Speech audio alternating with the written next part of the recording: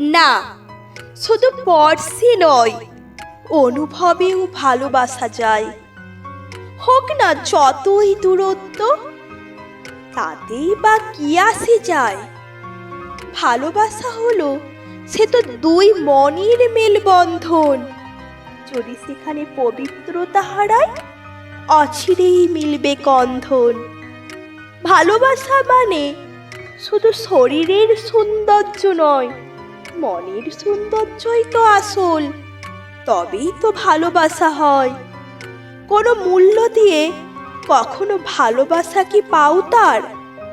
ভালোবাসা প্রকৃতির দান, বিধাতার দেওয়া সেরা উপহার। ভালোবাসা আসে না কভু এ জীবনে বারবার। যতনে রাখো নিবিড় করে, সুযোগ দিও না হারাবার।